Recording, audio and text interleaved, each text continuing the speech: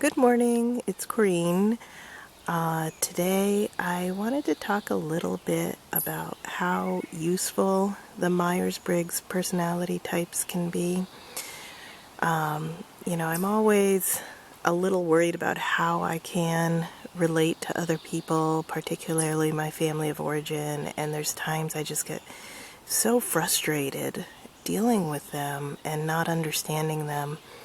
And one thing that's really healing is just to spend a lot of time with the people, with the personality types of the people you're close to, researching the personality types, because it really does help that understanding and that kind of forgiveness. Because as an INFJ, when I'm dealing with people who don't feel the way I feel, I feel very, very deeply. I sense things very deeply. And it seems my family of origin are people who only can sense the concrete, real world. And they don't understand that I see and feel beyond it. I feel like sometimes as an INFJ, or even INFPs. I really want to put INFJs and INFPs together because I think they're so close. They both feel so deeply that I think it's just worth talking about them together. That if you think about the world and you think about those people who only feel the real world, if you think about them as fish, and then you think about like the INFJ and the INFP and the empaths and the HSP people, if you think of them as like humans, and the fish only see the world of the fish, they don't go beyond the water. But people can go into the water and swim around, and then they can come out of the water and live on land in this whole other world that the fish don't even know.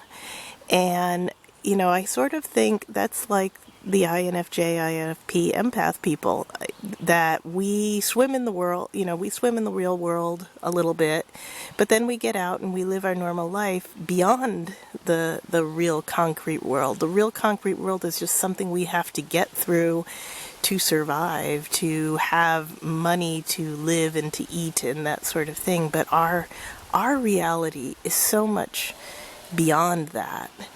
And that's not a bad thing. That's a pretty amazing thing. We should be thankful that we have that ability that our mind will just, go to the expanses of the universe all the time. I mean, there really isn't a day that I don't ponder the meaning of life. And the funny thing is, there are people out there that don't do that. And as an IFJ, sometimes it's hard to believe that people don't sit and wonder about all these mysteries of the universe, but they really don't. They just go about their day.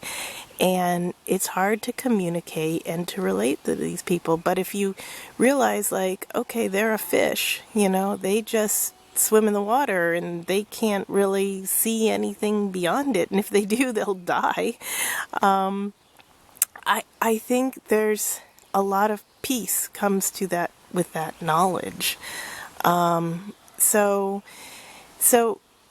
it really is helpful because when you just look at empath things, when you just look at HSP and empath things, they talk about us as, okay, the 20% or the 1/20th of the 20%.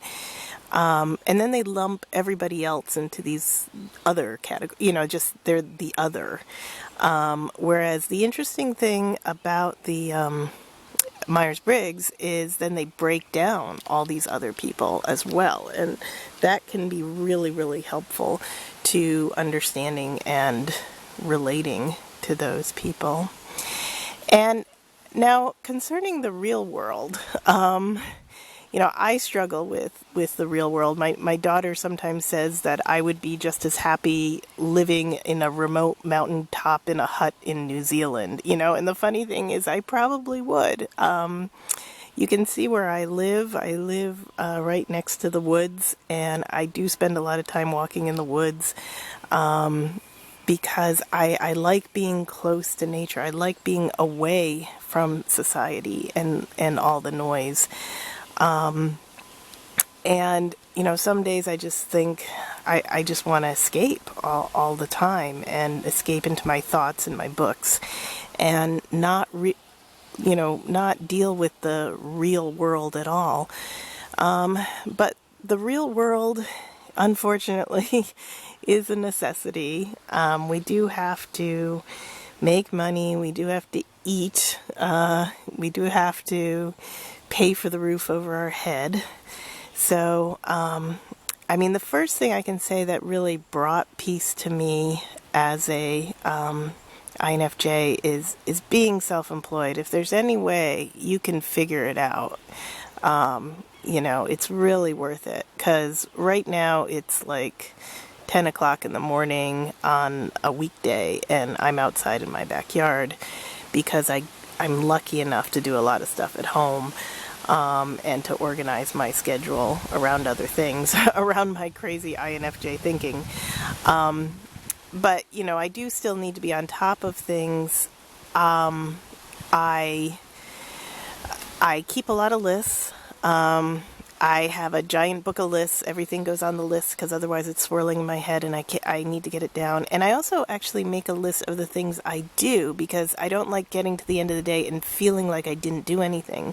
So not only do I write down what I need to do, I also have a running list saying what I've done. And then I feel a little bit better at the end of the day knowing that, okay, I did something in the real world. I got into the pond and I swam around a little bit and I did get some things accomplished, because sometimes I feel like if I don't do that I just swirl in my head all day. I could literally just swirl in my thoughts all day and get lost, and I I can't pay the bills that way. So that's one thing that I do. I mean, another thing that I try to do is there's a lot of, because we feel so much, because we feel other emotions, and because we're also drawn to some sort of humanitarian type work where we're trying to create harmony, we're trying to take away other people's pain, is that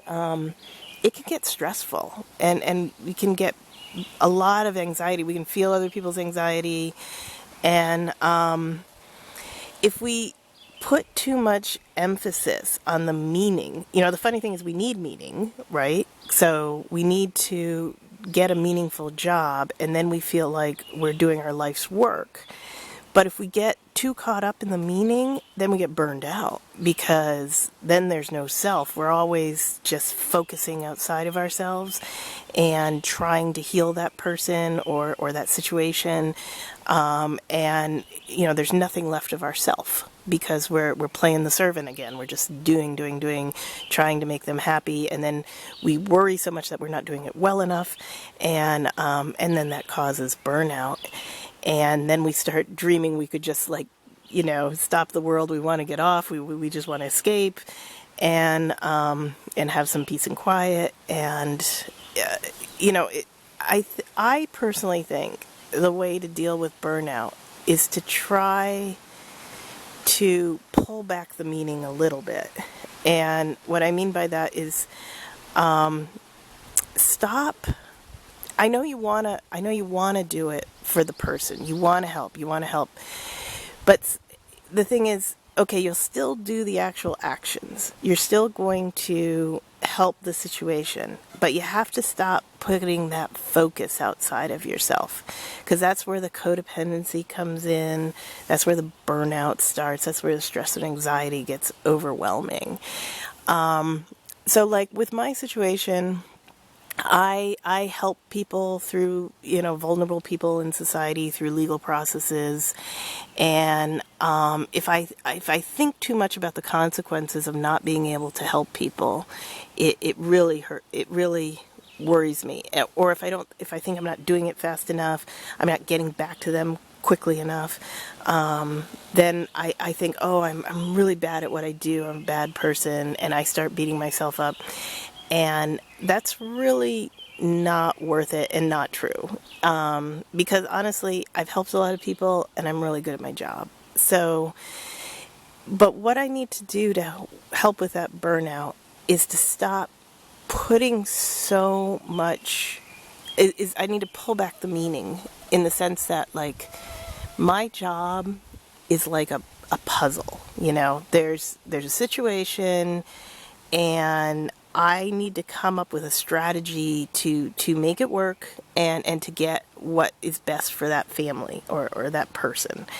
And a lot of that's where my intuition comes in really well, because I'll be like thinking a while, and I'll have a moment, and something will come to me, and I go, wow, that might work. And then I'll research it more and see if it might work and find what I need to put it all together.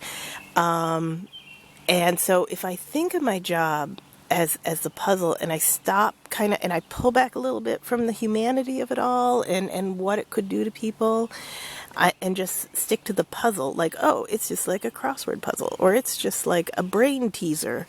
And I think I'm going to go do my brain teasers today, and not think about what it will do. Then actually there's a little bit of calm. There's less stress when I stop thinking about all the consequences, and then if I get what I want, then I should rejoice. I should celebrate. And I mean, that's another thing I do have trouble with. Is sometimes I will get a great benefit for a family, and then afterwards I'll just move right on to the next thing. And I need to stop and bask in, like, wow, what did I just do? How did I change people's lives? It's really worth doing that. And then there's more of you. There's more of yourself. And that goes for all sorts of things. I mean, I think we put so much emphasis on other people. Even driving my daughter to school in the morning, I need to stop and go, why am I doing this? And my first thing is, well, it's my duty, and I need to, and she likes it when I drive her to school rather than taking the bus. So I should do that. And, but then I'm still playing the servant, I'm still stuck in that servant role. I'm still putting stuff outside of myself. If I think to myself, well, I just want a nice morning drive, I live in a pretty town. I just want a nice morning drive for myself. And if I happen to go to the school and drop off my daughter, then I do that. And it almost sounds selfish to INFJs to put it that way, but we're so naturally selfless. We're so naturally playing the servant in a regular situation that's just not the case. It's just giving more to ourselves when we recognize we'll still go through the actions, we'll still do all the things to help other people, but what we're going to be doing is building up ourselves, filling up our own cup, and feeling more at peace in that moment. So I hope that was helpful, and I will see you later. Thanks. Bye.